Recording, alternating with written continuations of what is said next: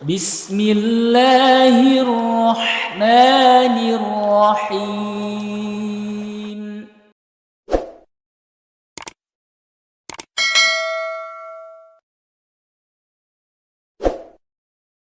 Assalamualaikum warahmatullahi wabarakatuh, sahabat ngaji yang Allah muliakan. Pada kesempatan kali ini kita akan membahas makhraj bagian ketiga, yaitu al-lisan, ya, atau lidah. Ya, tempat keluarnya huruf dari lidah. Apa saja itu? Jadi kalau makhraj yang ada di lidah atau keluarnya dari lidah itu kita bagi lagi menjadi 4 bagian, ya, yaitu pangkal lidah, tengah lidah, sisi lidah, ujung lidah, ya. Dari keempat bagian ini itu akan kita temukan 10 makhraj, 10 tempat keluar, ya. Dari tempat keluar dari 10 makhraj itu mengeluarkan 18 huruf hijaiyah yang akan kita bahas nanti di bab-bab atau di part-part, ya. Baik, pada part kali ini, kesempatan kali ini kita akan membahas dulu yaitu makhrijul huruf, ya, tempat keluarnya huruf dari pangkal lidah. Nah, dari pangkal lidah ini atau lidah bagian belakang itu keluar 2 makhraj, ya, 2 tempat keluar. Ada 2 tempat keluar. Yang pertama tempat keluarnya huruf qaf, yang kedua tempat keluarnya huruf kaf, ya. Walaupun dari pangkal lidah, namun tempat keluarnya agak sedikit berbeda. Nah, akan kita jelaskan. Yang pertama kita bahas dulu yaitu makhraj atau tempat keluarnya huruf qaf. Sahabat ngaji, huruf qaf tempat keluarnya adalah persentuhan antara pangkal lidah atau lidah bagian belakang dengan langit-langit lunak, ya, langit-langit mulut, ya, yang lunak. Jadi bersentuhan dengan pangkal lidah. Seperti itu, ya, itu tempat keluarnya. Selain kita memperhatikan tempat keluar atau makhraj, kita juga perlu memperhatikan sifat-sifat huruf yang ada pada huruf qaf agar suara yang kita keluarkan sempurna. Baik, sifat huruf qaf. Yang pertama, huruf qaf memiliki sifat jahar. Artinya tidak ada aliran udara yang keluar tatkala mengucapkan huruf qaf. Yang kedua, huruf qaf memiliki sifat syiddah, yang artinya huruf qaf tatkala mengucapkannya tidak disertai aliran suara. Jadi suaranya tertahan, ya, tidak mengalir. Yang ketiga, huruf qaf memiliki sifat isti'la, yang artinya pangkal lidah atau lidah bagian belakang terangkat ke atas ketika mengucapkan huruf qaf. Sifat yang keempat, huruf qaf memiliki sifat infitah. Artinya tatkala mengucapkan huruf qaf, ya, ada ruangan yang terbuka antara permukaan lidah bagian tengah dan langit-langit mulut. Jadi tidak sempit ruangannya. Ruangan antara langit-langit mulut dan permukaan lidah. Lalu sifat yang paling mencolok selanjutnya adalah sifat qalqalah. Sifat qalqalah ini melekat pada huruf qaf. Dan sifat-sifat lainnya juga melekat. Apalagi sifat qalqalah ini akan lebih jelas terlihat, ya, ketika huruf qaf ini berharokat sukun, ya. Ketika huruf qaf ini sukun atau mati, pantulan atau sifat qalqalah lebih kentara atau terlihat, terdengar. Seperti itu, ya.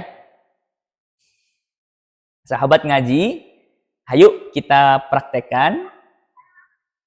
Ya, sifat-sifat huruf qaf tadi beserta tempat keluarnya huruf qaf agar ketika pengucapannya mendekati kesempurnaan. Baik, bismillah kita coba.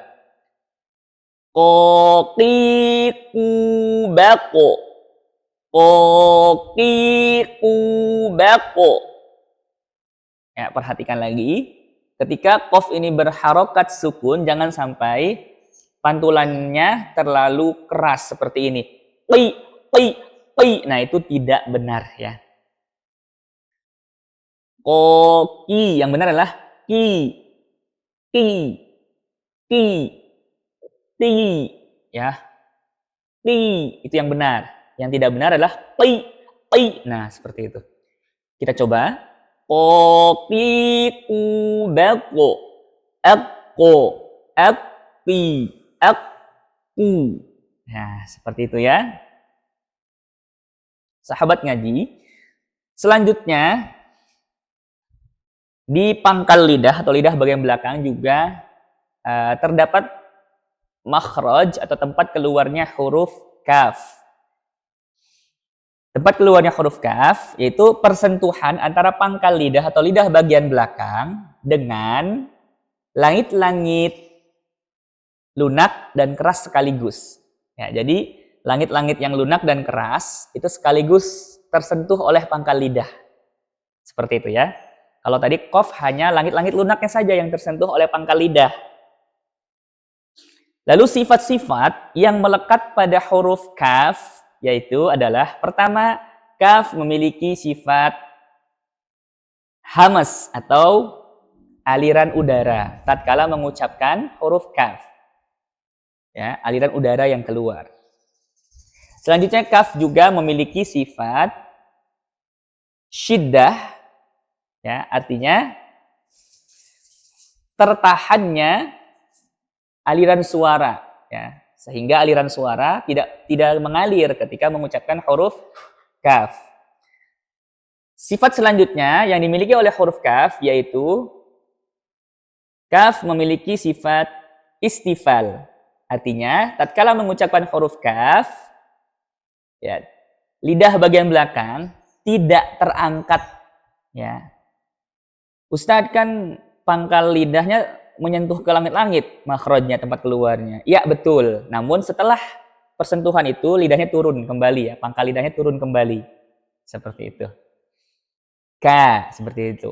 Beda dengan qaf, ya.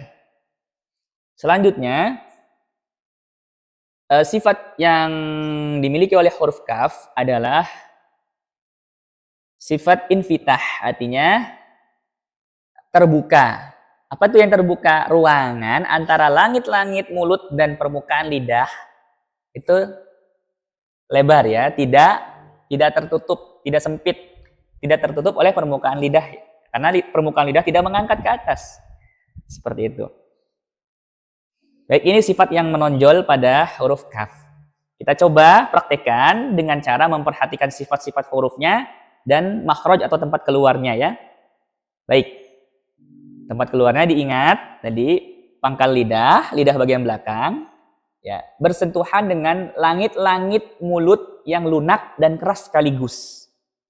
Ya, yuk kita praktekkan juga beserta sifat-sifatnya, ya. Kaki kubak.